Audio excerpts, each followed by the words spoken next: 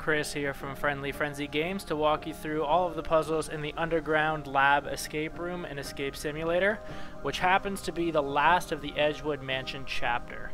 As always, if you find this video helps you at all, give us a like and consider subscribing to Friendly Frenzy Games for more long and short guides just like this one.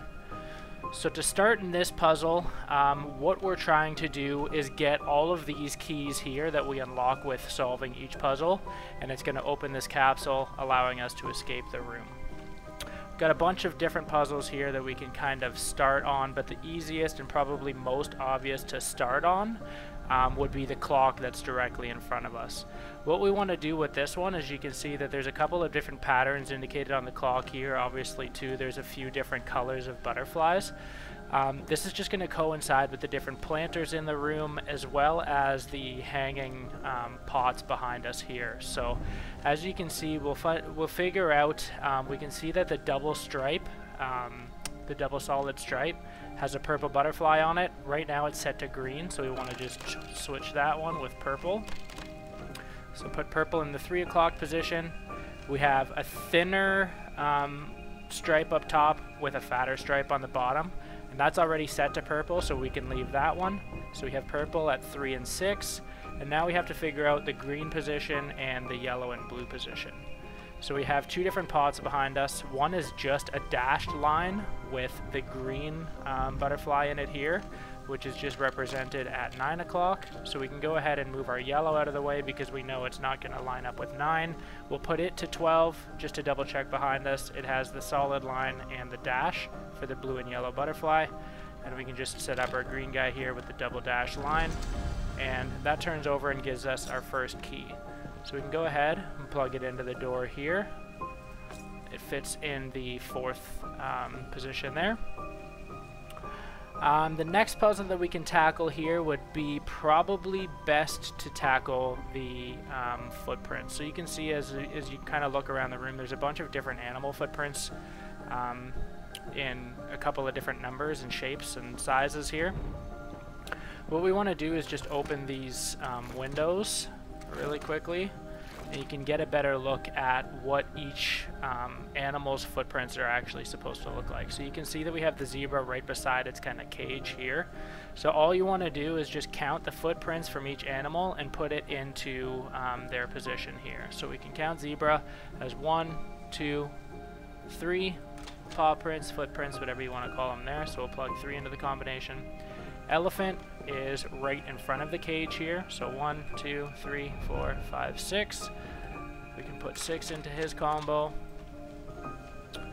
The next one is deer, so they're very similar to the zebra here, but they're curved. So just these ones here are just on the right side of the cage, so 1, 2, 3, 4. It looks like 4 is all we have here, so we can plug that in. And then the last one is lion. So we have just actually out the side of his cage, we have 1, 2, 3, 4, 5. But you have to move the watering can because the actual start of his footprint trail is just underneath the watering can. So that'll give us 6. So we'll turn around and plug 6 in. As you can see, all of these hoses connect to this electrical panel here.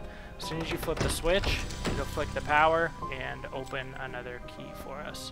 So we can turn around and put it in one of the door locks here. Fits into the 3rd position, which is awesome. There's another puzzle that's pretty easily available to us also. It's just the staring eyes puzzle, and what we're going to need for this puzzle here is the red book to the left of it. So pick it up and give it a quick look, and what we're looking for here is just all of the bolded sentences. So you can see we have 3 bolded sentences. What we need to do is match each one of these up with a color and shape of the eye on the staring eye puzzle. So we can give this first one a look. It says, on March 23rd, the narrow eyes color of gold. So we have like a narrow shape in the middle of this gold eye, so that'll be our first one here. Second one, we have an azure sea with a round island in the middle. Azure is kind of a blue color, and you can see there's almost a little round island in the middle there. So that'll be our second one.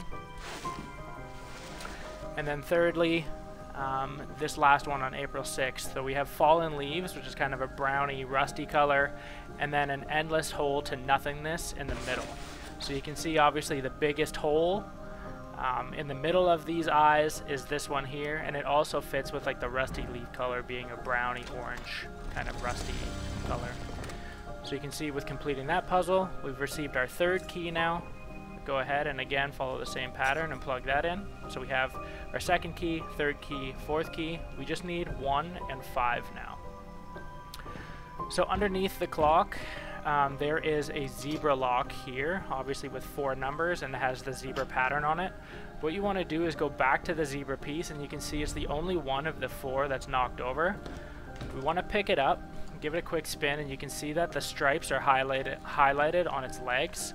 So we know that these are going to give us our numbers, but we don't know the position of each one of these on the lock. What you do want to do is just flip it upside down, and you'll see. So obviously with the hoof being number 1, 2, 3, and 4, the number on this leg is going to give us our first position, second position, third position, and then our fourth position. So our first number here is going to be the number of the green stripe. So 1, 2, 3, 4, 5. Our second position is the number in our second position is 4 here, and then our third position, our number is 1, and our last position is 3 here. So our combination for the zebra lock is 5, 4, 1, 3. 4, 1, and 3. So you can see that that opens that.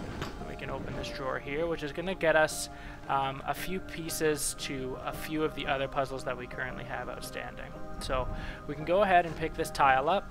We're going to need to plug this tile along with a few of the other ones into this species puzzle to give us a solution for that. So where you find the rest of the pieces, you can see there's a snake one just on the mantle in the corner behind us. There is a rose one beside the watering can here. So we have 3 of the 5. We have 1 standing under the elephant for our 4th one here. And then we actually have the book here also that's going to help us solve this puzzle. And where was the last one here? Just right under the clock is our frog. So we can open the book, and what we're looking to do is kind of recreate this food chain here with what we have. So we know we didn't pick up a fox, we know we didn't pick up a rabbit, we know we didn't pick up, you know, carrots or anything here. What we want to do is recreate this with the pieces that we do have. So we can start, obviously the bottom of the food chain would be the far right, and according to that book we had the flower or the rose, so just right here. We know that we picked up a fly tile, so this will be second lowest in the food chain, so we can go ahead and pick this up and put that in our second to last position. Going back to the book, we have a frog, and then our snake, and then our eagle. So we'll go ahead and again, just from right to left this time, we'll plug those in. So frog will be in the middle, our snake will be our second position, and our eagle will be our first position. So you can see that that opens up our key here. Turn around and plug that into the last position in the door. And then our last puzzle, we just need these 3 pieces of paper. So there's a note on the floor at the bottom of the beanstalk here. Go ahead and pick that up. There's another one under the light switch here, and then there's also another one in the clock. And once we piece all of these notes together, you're just going to want to pick this one up and drag and drop the other pieces of the note to make your full clue here in your inventory. Once we get the solution to this here, it's going to open up our 3-digit lockbox combo. So again, we know we have 3 digits. We need to follow these 3 instructions to get our numbers and then also the position. So as it says here, so it starts like this. The first was the number of limbs. So how many arms and legs we have will be our first number in the combination here. So we have two hands, another 2 hands, so we have 4, and then 2 feet and another 2 feet. So we have 8 limbs total, adding the hands and legs together. We can go ahead and plug this in. So 8 is our first number.